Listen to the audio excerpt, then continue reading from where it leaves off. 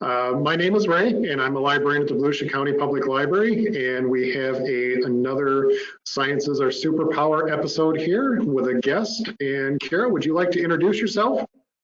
Hello, everybody. My name is Kara Lennard. I am the Director of Development for the Housing Authority of the City of Daytona Beach. I am an architect by trade, and my job encompasses all aspects of architecture. It involves public housing, it involves government contract administrations, and everything along those lines. So you work at the Housing Authority of Daytona Beach. So what excites you most about your work or your field of study? The fact that every day when I come to work, I never know what I'm opening the door to. It's something new every day. I could have a plan, and when I open the door, something new has come up, something exciting has come up. We have obviously everything that needs to be done, but it's never-ending excitement because we are managing housing. We manage apartments, and so you never know from one day to the next what is going to be needing to be addressed. You never know when HUD is going to come out with new regulations, and we need to enact new policies to make sure we're following it. It's all well and good to know things, but I love the fact that it's a research project as well. That we're presented with a problem, and I love problem solving, and I love research. So you're presented with a problem, and you need to figure out to do the research in order to come up to the solution to the problem. Interesting. So what's the one thing we should know about your area of expertise that people may not know? My area of expertise, you have to instill in yourself that you don't memorize the solution. You could know the answer. You could know in your heart of hearts that yes, this is the solution, but you still have to go and look it up each time because you have to make sure the regulations haven't changed, because regulations do change, situations change. And so the fact that you have to wait, stop, I might know the answer, but I need to go back through and make sure. I need to research, I need to document, I need to have it in my files that this is the answer and this is how we're going to proceed.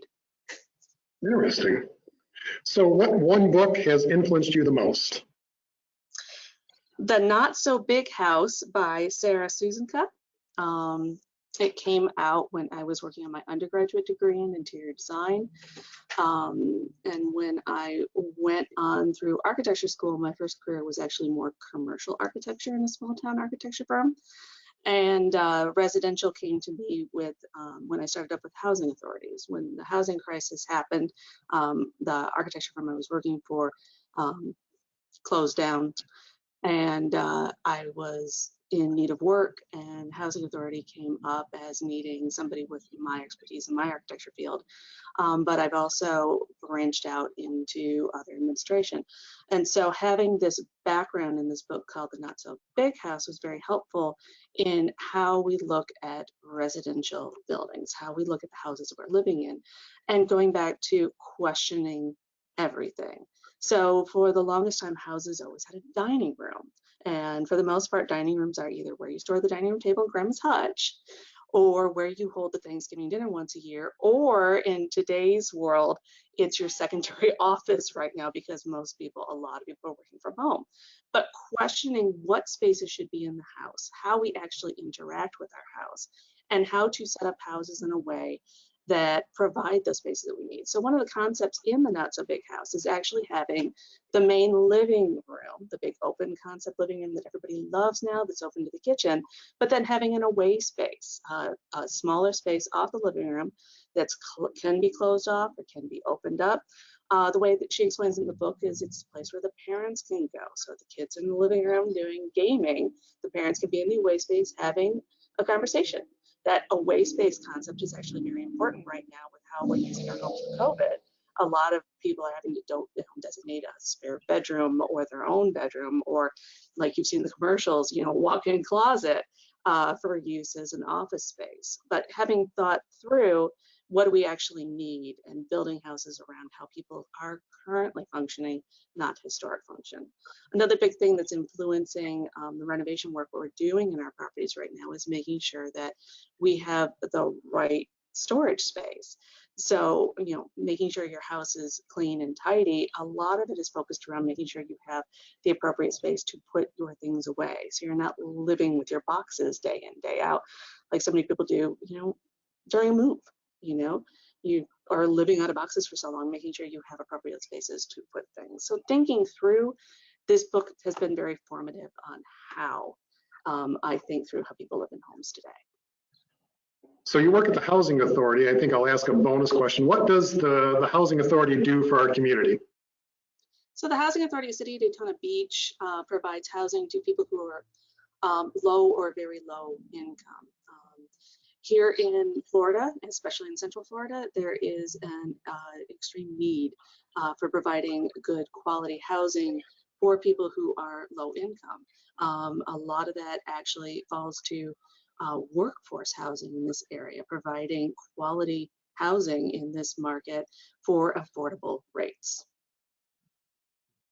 And so workforce housing is more for everyday working folks? Is that what understand that way? Workforce housing is underlooked at right now. Housing costs a great deal in our community. And so even though people are working and working multiple jobs in order to try to keep going, too much of their income is going towards paying rent. So we want to make sure that housing choices are available for those people so they're not paying over a certain percentage of their income in rent. They're able to function through life and able to save up for things. So that's the main look at workforce housing. There tends to be a stigma in our society that public housing is just for people who are low income or on assistance.